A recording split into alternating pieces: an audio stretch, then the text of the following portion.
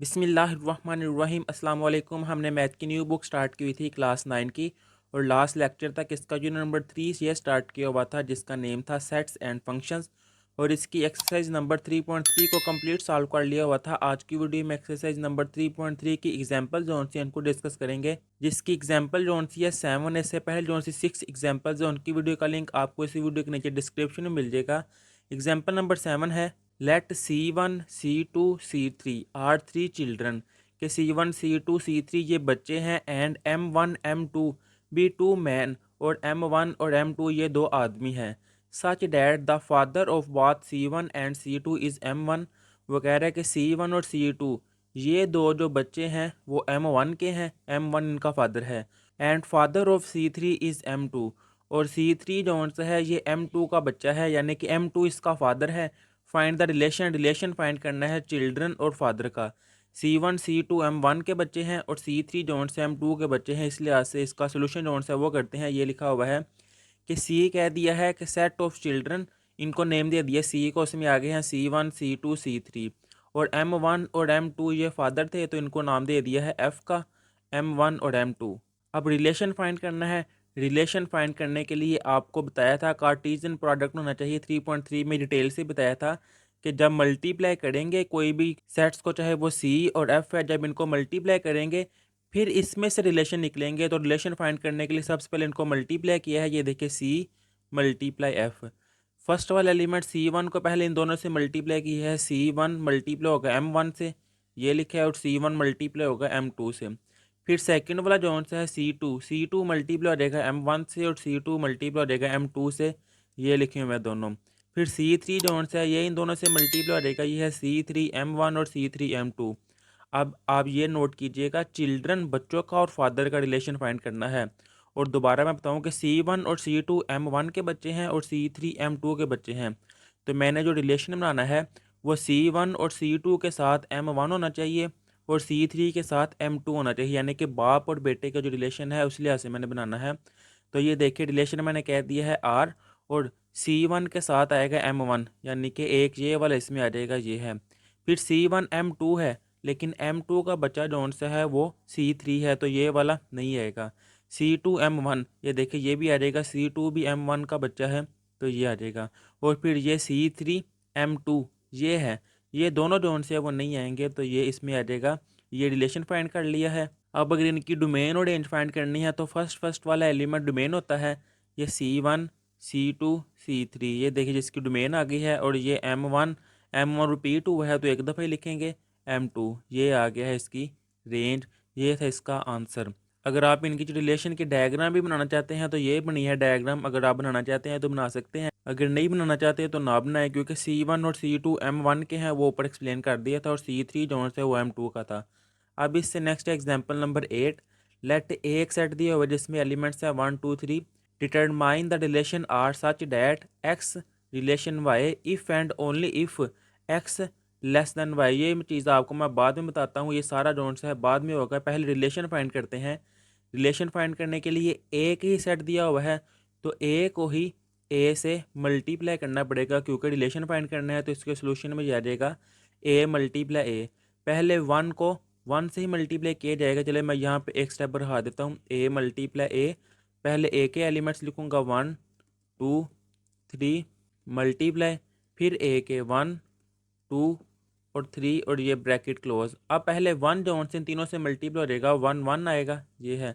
फिर 1 2 1 3, फिर सेकंड वाला एलिमेंट 2 जो है ये मल्टीप्लाई हो जाएगा, वो आएगा 2 1, फिर 2 2 और 2 3, ये लिखे हुए हैं।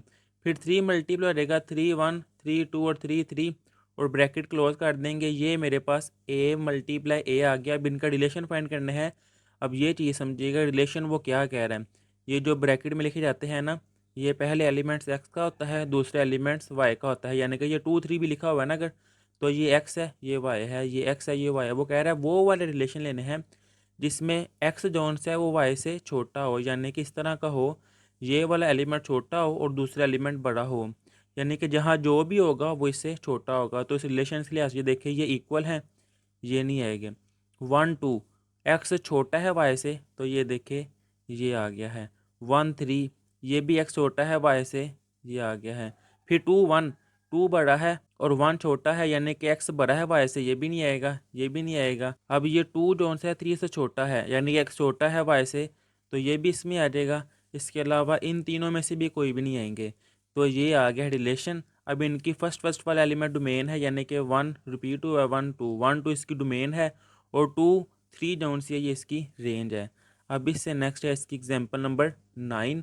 इफ़ ए एक सेट दिया हुआ है, बी एक सेट दिया हुआ है, डिफाइन अ फंक्शन, ये फंक्शन की डेफिनेशन के लिहाज से f such that a to b, ये फंक्शन दिया हुआ है f x y such that y equal है 2x+3, जिसमें एक्स बिलोंग कर रहे हैं ए से और वाई बिलोंग कर रहे हैं बी से, यानी कि एक्स जोन सा है वो फर्स्ट वाला एलिमेंट ए में से है और सेकंड वाला एलिमेंट जोन सा है वो बी में से है। Find the value of function, कह रहा है फंक्शन की वैल्यू फाइंड करें। इट्स डोमेन, को डोमेन और रेंज, इसकी फंक्शन की वैल्यू भी फाइंड करनी है, डोमेन भी फाइंड करनी है, को डोमेन भी फाइंड करनी है, और रेंज भी फाइंड करनी है। तो इसका सोल्यूशन जोन से ये है, सबसे पहले ये जो फंक्शन दिया हुआ है ना वो ये है वाई इक्वल 2x+3, तो ये जो फंक्शन है वो ये लिख लिया है वाई इक्वल 2x+3। आगे ये भी लिखा है कि एक्स ए में से है और वाई बी में से है। तो ये फंक्शन बन जाएगा कैसे, वो देखिए एक्स मैंने ए से लिया है, मैं एज्यूम कर लेता हूँ मेरे पास एक्स जोन सा है वो है 0, और मेरे पास वाई जोन सा है वो ये वाला है 3। ये वैल्यू जब मैं इसमें पुट करूँगा वाई की जगह आ जाएगा 3 इक्वल टू एक्स की जगह 0+3, वैसे ही 3 इक्वल टू मल्टीप्लाई 0 ही आ जाएगा, और 3 इक्वल आया है 3 के, तो ये ट्रू आया है। तो एक्स 0 है वाई 3 के, तो इनको जब फंक्शन की फॉर्म में यानी कि कार्टीजन की फॉर्म में लिखा जाता है तो पहले एक्स का एलिमेंट होता है, बाद में वाई का, तो ये 0 और 3 आ जाएगा, ये देखिए आगे 0 3। अब इसके बाद 1 और 5, तो वो आ जाएगा 1 5। फिर 2 और 7 है तो वो लिख दिया है 2 7। इसके बाद 3 9 4 11, तो ये 3 9 4 11 लिख दिया, ये फंक्शन आ गया है। अब डोमेन, फर्स्ट वाला एलिमेंट डोमेन होती है 0 1 2 3 4, ये आ गई मेरे पास डोमेन। सेकंड वाला एलिमेंट रेंज होती है, यह है 3 5 7 9 11, तो ये देखिए 3 5 7 9 11, ये इसकी रेंज आ गई है। अब को डोमेन होती है फंक्शन के वो एलिमेंट जिसके साथ मैपिंग हो रही है, तो वो ये है 3 5 7 9 11, जो कि बी के इक्वली है, तो वो लिख दिया है को डोमेन जो सी फंक्शन की वो बी है। ये है इसका आंसर। अब इससे नेक्स्ट आ जाएगी इसकी example number 10। If f of x ये एक फंक्शन दिया हुआ है एंड जी ऑफ एक्स ये एक फंक्शन दिया हुआ है, then the find the values, ये 1 2 3 4 5 6 पार्ट्स दिए हुए हैं, इंतहाई आसान है। सबसे पहले एफ ऑफ वन, यानी कि इस फंक्शन में जहाँ जहाँ एक्स है वहाँ वहाँ पे वन पुट कर देना है। तो ये देखिए इसका आंसर, इसमें एक्स की जगह क्या आ जाएगा 1, इसमें भी 2x-1 है, तो 2x की जगह क्या आ जाएगा, एक्स की जगह 1 आ जाएगा, 2 1 टाइम 2 ही होता है। ये देखिए 2 मल्टीप्लाई 1, यानी कि एक्स की जगह मैंने 1 पुट किया है, 2 1 टाइम वो आ जाएगा 2-1, 2-1 क्या आता है 1, ये दिया हुआ है इसका आंसर। छोटे छोटे इसके पार्ट हैं। अब इससे नेक्स्ट का सेकंड वाला करते हैं। यह है एफ ऑफ -3, इस एक्स की जगह -3 पुट किया है, ये देखिए एक्स की जगह -3, इधर भी एक्स की जगह -3, 2 मल्टीप्लाई -3 वो आ जाएगा -6, और ये -1 वैसे ही -6 -1 वो आ जाएगा -7। अब इसका थर्ड वाला पार्ट कि एक्स की जगह 7 पुट किया है, f of 7 equal to x की जगह 7 और -1 वैसे ही 2 7 टाइम 14 -1 वो आ जाएगा 13। अब इससे नेक्स्ट इसका फोर्थ वाला पार्ट, ये देखिए जी आ गया है, जी में जहाँ जहाँ एक्स है वहाँ वहाँ पे 1 पुट करूँगा, और एक्स की जगह भी 1, 1 का स्केयर 1 ही होता है, और -3 1 -3 तो वो आ जाएगा -2, ये बाई मिस्टेक गलत लिखा गया है, यहाँ पे आएगा -2। अब इससे नेक्स्ट आ जाएगा इसका 5 वाला पार्ट, जी ऑफ -3 के एक्स की जगह पर -3 पुट करना है, तो ये आ जाएगा -3, और -3 का स्केयर क्या आएगा, -3 का स्केयर आ जाएगा 9, -3 वैसे ही 9 -3 तो वो आ जाएगा 6। अब इससे नेक्स्ट इसका 6 वाला पार्ट, जहाँ जहाँ पर एक्स है वहाँ वहाँ पर 4 पुट करना है, जी ऑफ 4 इक्वल एक्स की जगह 4, 4 का स्केयर आ जाएगा 16, 16 -3 तो वो आ जाएगा 13, ये है इसका आंसर। अब इसके बाद इसकी एग्जांपल नंबर 11 है जो कि इंपॉर्टेंट है। कंसीडर एफ ऑफ एक्स, ये एक फंक्शन दिया हुआ है a x plus b plus 3, where a and b are constant number, कह रहा है ए और बी कोई भी कॉन्स्टेंट नंबर है, इफ़ एफ ऑफ 1 इक्वल है 4, ये भी गिवन है, और एफ ऑफ 5 इक्वल है 9, then the find the value of a और बी। आसान क्वेश्चन इस तरह का 3.3 में भी 3-4 क्वेश्चन किए हैं। ये फंक्शन है, ये देखिए दिया हुआ है कि पहले फंक्शन में एक्स की जगह 1 पुट करना है, आपका जो आंसर आएगा वो 4 के इक्वल होगा। फिर फंक्शन में एक्स की जगह 5 पुट करना है, जो आंसर आएगा वो 9 के इक्वल है। ये देखिए आंसर सामने लिखा हुआ है, ये फंक्शन दिया हुआ है और ये गिवन है कि एफ ऑफ 1 इक्वल है 4 के। इस फंक्शन में जहाँ जहाँ पर x है वहाँ वहाँ पे 1 पुट कर दिया है। ये देखिए a x की जगह आ जाएगा 1 प्लस बी प्लस 3, वैसे ही इक्वल 4 क्यों आया है, क्योंकि उसने फंक्शन गिवन दिया हुआ है कि एफ ओ 1 इक्वल है 4 के, ये 4 वैसे ही आ जाएगा। a मल्टीप्लाई 1 वो आ जाएगा a प्लस बी, वैसे ही ये प्लस का 3 है, जब उस तरफ जाएगा तो वो हो जाएगा माइनस का 3, 4 माइनस 3 वो आ जाएगा 1 के। इसको कह दिया, ये मेरे पास इक्वेशन नंबर 1 है। अब ये क्या गिवन था, एफ ऑफ 5 इक्वल है 9 के, यानी कि जहाँ जहाँ एक्स है वहाँ वहाँ पे 5 आ जाएगा। तो ये देखिए ए इंटू एक्स की जगह क्या आ जाएगा 5, यहाँ बाई मिस्टेक 1 लिखा गया है, यहाँ पे आएगा 5।